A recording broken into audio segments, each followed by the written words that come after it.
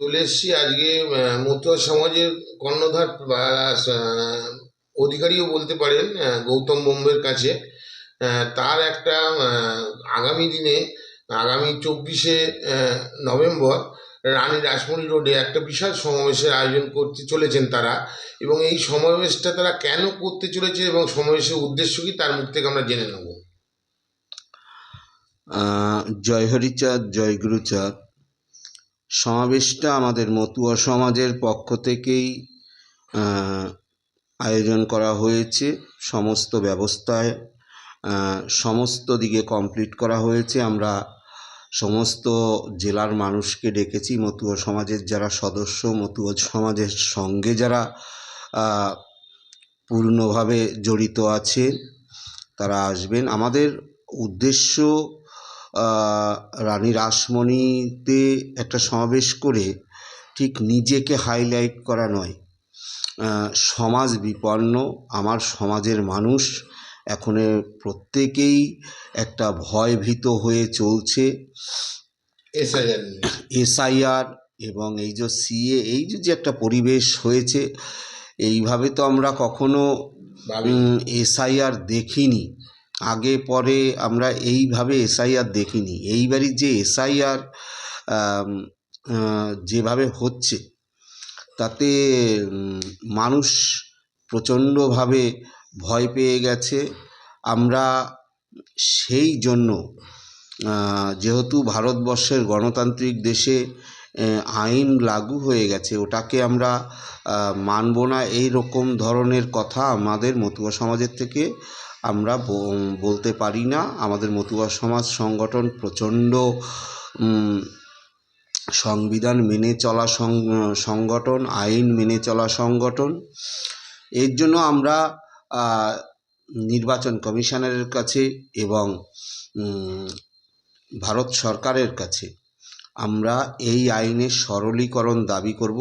সরলীকরণ আমাদের, আপনি 24 তারিখ প্রেস মিডিয়াতে আমরা বলবো। আমাদের 9 দফা দাবিও আছে সঙ্গে, 9 দফা দাবিও আমরা সেখানে উপস্থাপনা করব এবং চারিদিক দিয়ে হাজার হাজার মানুষ সেখানে জমায়েত হবেন। আমরা এক সুরে কথা বলে সরলীকরণ আমাদের চাই, যাতে ভারতবর্ষে ও ওপারবঙ্গ থেকে উদ্বাস্তু ছিন্নমূল বাঙালি যারা এই হিন্দু বাঙালি সমস্ত কমিউনিটির, তারা যাতে সুন্দরভাবে এই ভারতবর্ষের বুকে অধিকার নিয়ে বেঁচে থাকতে পারেন, অন্তত নাগরিকত্বটা সুরক্ষা পায়, এই দাবি নিয়েই আমাদের সমাবেশ। আনুমানিক কত লোক হতে পারে এখন ওটা তো বলা যায় না। তথাপিও আমরা যেভাবে প্রচার প্রসার করেছি, আমাদের প্রচার তো টিভি চ্যানেলে দেখায় না, কিংবা আমাদের গুরুত্বও দেয় না।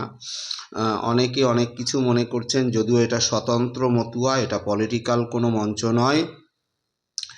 মতুয়া সমাজ একটা অত্যন্ত স্বচ্ছ সংগঠন, যে সংগঠনের পরে বর্তমান মতুয়ারা আস্থা রাখছে।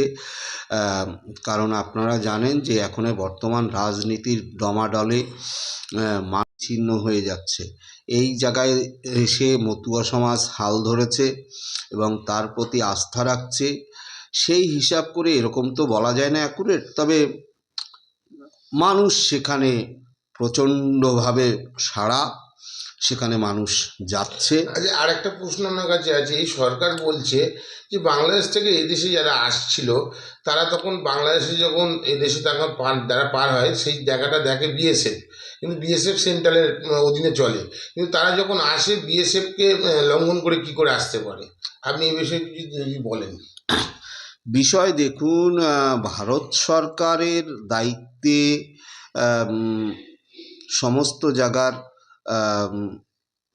বিএসএফেই সেগুলোকে ক্যারি করে, এটা আমরা প্রত্যেকেই জানি। তথাপিও অ্যাকচুয়ালি কি, মানুষ যদি সচেতন না হয়, কোনো সরকারের পক্ষে কিছু করা সম্ভব নয়। যেটা বর্তমান মানুষ, আমরা কতটা সচেতন, সেই জায়গাটায় সরকারের পক্ষে বর্তমান অফিসার যারা কাজ করেন, প্রত্যেকের মধ্যেই অচেতনতার একটা বাতাবরণ রয়েছে, তা না হলে এইভাবে মানুষ আসে কী করে? এটা তো ভারত সরকারের গাইড নেওয়া অত্যন্তভাবে দরকার। সেটা আমরা মনে করছি যে এইগুলো আপনারা জানেন, প্রত্যেক যে স্টেট বলেন, সেন্ট্রাল বলেন, মানে সবার মধ্যে সচেতনতার, মানে যেভাবে এখন পরিবেশ গড়ে উঠছে তাতে মনে হচ্ছে সচেতনতার অভাব। এই জায়গায় দাঁড়িয়ে মতুয়া সমাজ একটা বার্তা অবশ্যই 24 তারিখে দেবেন। সবাই মিলে, যদিও আমার দিকে অনেকেই তাকিয়ে বসে আছেন, তথাপিও আমি সবাইকে নিয়ে চলতে চাই, সবাই আসুক এবং আমাদের এই বার্তাটা জোরালোভাবে হোক। আচ্ছা, এই মতুয়া সমাজে তাদের নিজেদের মধ্যে একটা দ্বন্দ্ব দেখা যাচ্ছে এখন, এটা নিয়ে আপনি কি বলতে চাইছেন?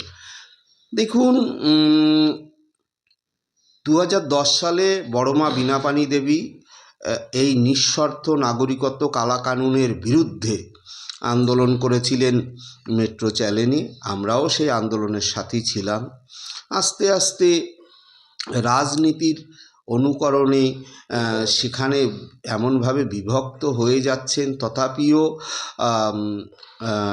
আছে মতুয়াদের মধ্যে এখন প্রচুর ভাগ তৈরি হয়ে গেলেও মন থেকে ভাগ হয়নি। এটা কোনো মানে সবাই চাইছে একটা জায়গা, সেই লিডার নেতৃত্ব অভাব দেখা দিচ্ছে বলে এই কাজগুলো হচ্ছে। তথাপিও মতুয়া সমাজে সবাই আস্থা রাখছে।